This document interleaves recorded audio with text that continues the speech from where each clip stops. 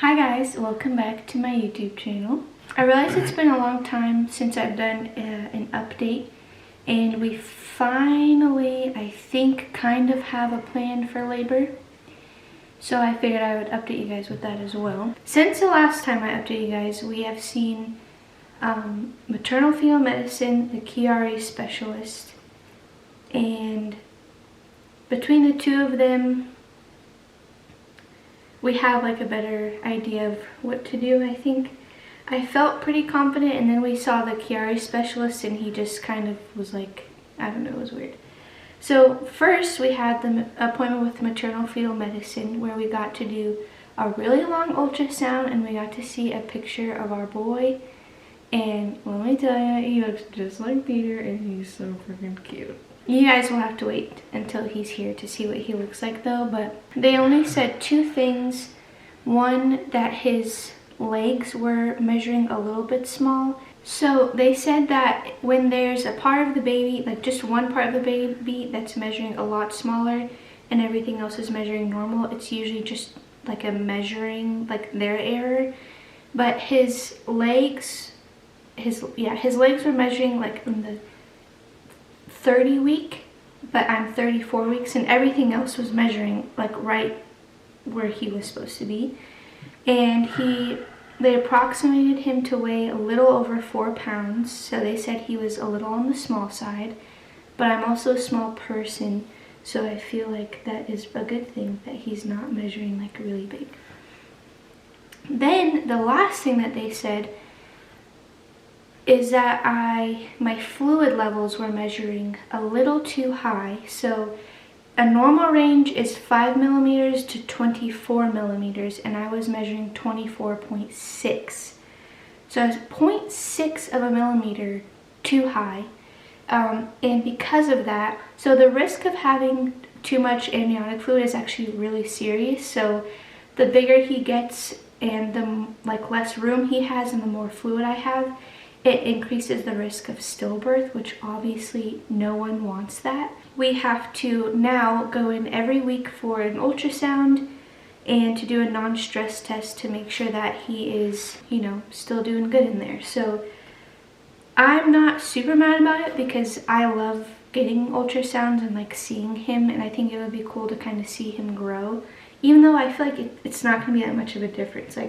It was a huge difference from our 20-week ultrasound to this one, but I feel like from now in the next couple of weeks, I don't know how much of a difference we'll see, but we'll be able to see, make sure he's growing, and it'll just be a nice peace of mind to know that he's doing good in there. Even though I feel him move so much throughout the day, I was telling Peter, I have peace of mind because I can physically feel him in there, but for him, he can't, it's just way different. The doctor, the maternal fetal medicine doctor, she said that, so Peter asked, is that something that we can fix, or that I can fix, with fluid?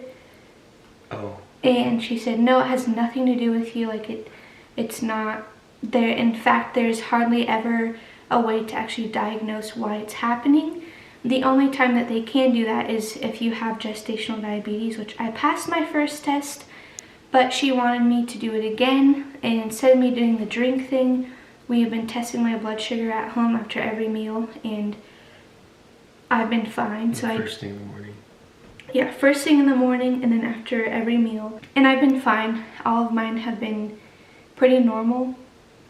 I think they might be a little on the lower side. So yeah, that's all that came out of that. And then we saw our doctor the day after the maternal fetal medicine, and she just said, we'll do what she said, we'll do an ultrasound every week, test your blood sugar, and that was pretty much it. Mm-hmm. And then I think it was the day after, no, the same day we saw my OB, we had the appointment with the Chiari specialist in Denver, and that was super awesome. He actually took the time to go through and explain what a Chiari is. And I don't think any doctor that we have ever seen so far, they've never said this is what this means. They just have said, you got this thing and you need to go see this doctor. So yeah, he explained everything in depth. And yeah, super in depth. We were there Probably for like an hour, I think. Yeah. And if you did decide to do the surgery, he walked us through like what that would look like and everything that they do, because no one even told us what it would look like. Yeah.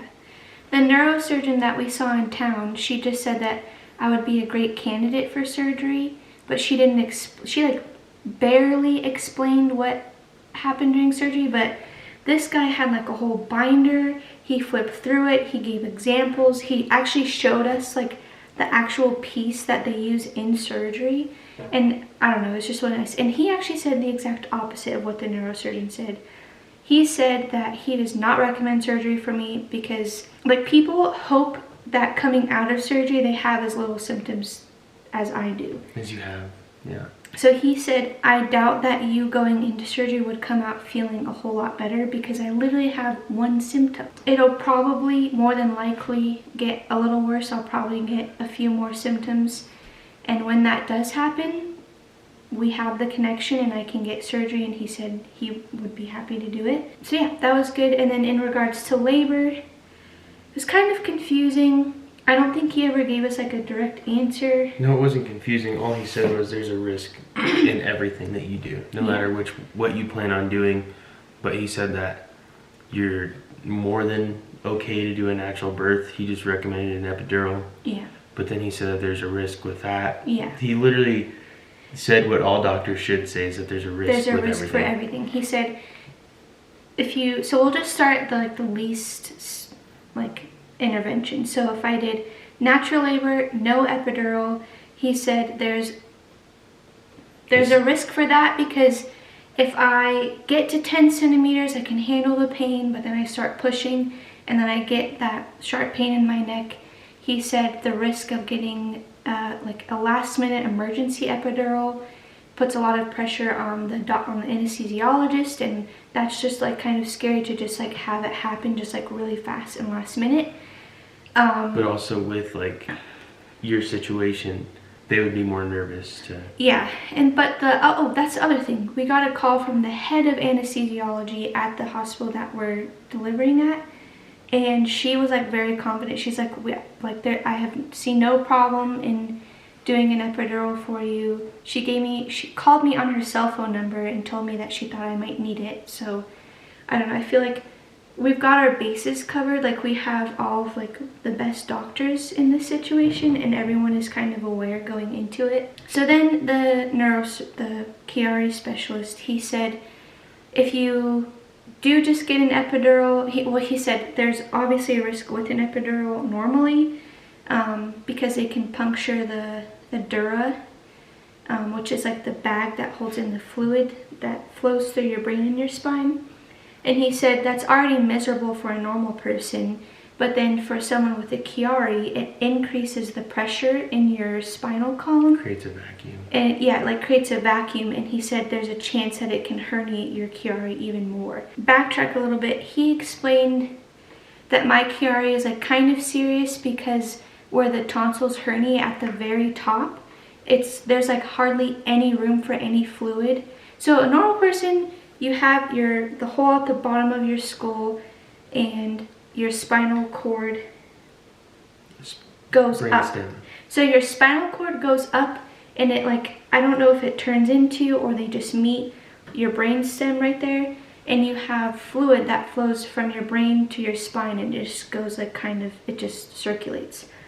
So he said that because my cerebral tonsils herniate so much, and they herniate like the most at the top, so he said there's hardly any room for fluid to flow around, and that is what's concerning, because if it herniates more, then it could cut off the flow, which is like, I don't even know what would happen if that happened. It could be serious. Yeah. So he said that's why my Chiari is very concerning. He said size doesn't usually matter. Like, it's just the fact that mine is super herniated at the top. But anyways, so he said if you get an epidural and they puncture your spinal whatever, then it could create the vacuum, which would herniate you even more, which could increase the risk of the thing being blocked, decreasing the flow of fluid, and all of that is not good. And then he said then there's the risk of just getting a C-section. Obviously, there's a risk with any surgery, and that's a major surgery. He said the same thing with that because you get an epidural, which is intense. And then he said if they were to do general anesthesia, that's obviously like the simplest one because they're not doing an epidural. They would just be putting me under general anesthesia. And the only concern with that is like making sure that they know not to put my neck super far back and, you know, basic stuff like that.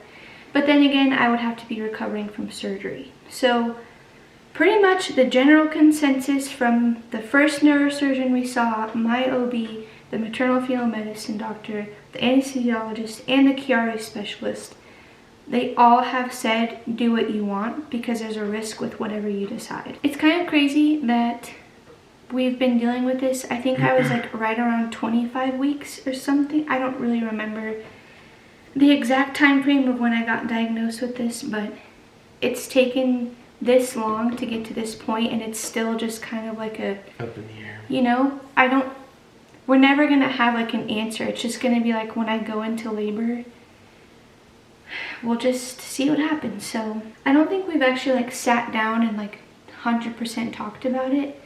But I think the safest route would be to just get an epidural, because the other thing that they said is that when you get an epidural, you can let your body do most of the work. Like I don't have to push until he's like literally ready to come out. I can let my body do the, like, women's body, like a woman in a coma can give birth to a baby because your body's literally made to do that, which is really crazy to think about. But so a lot of people are recommending that because that would obviously decrease the amount of time I would spend pushing. I just like hate needles. I hate pain medicine.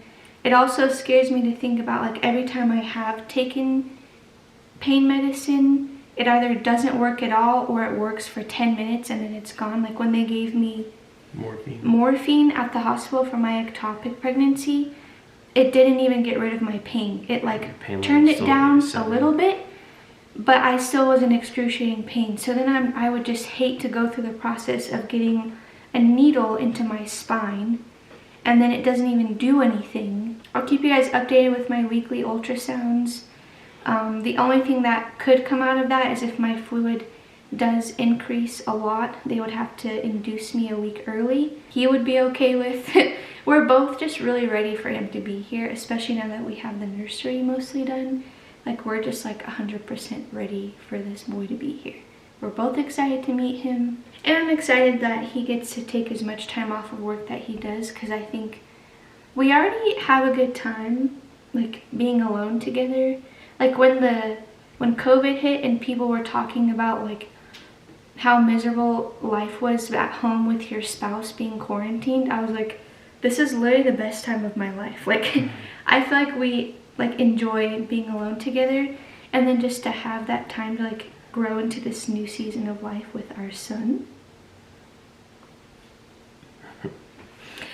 So anyways, that is our really quick update. They did check and make sure that he didn't have any signs of a Chiari, and he didn't, so that's good. But it's still something that he could develop later in life, so we'll just have to keep an eye out. Thank you guys for watching. Thank you, P, for sitting with me.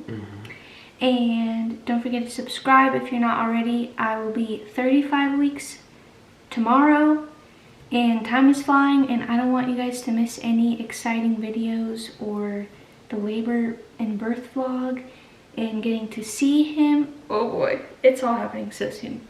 I'll give you guys a really quick shot of my belly because last time I did a pregnancy update, people were pissed off at me. They're like, you didn't show us your belly. Here it is. Here's the belly. It's peeking out of my tank top. It's large.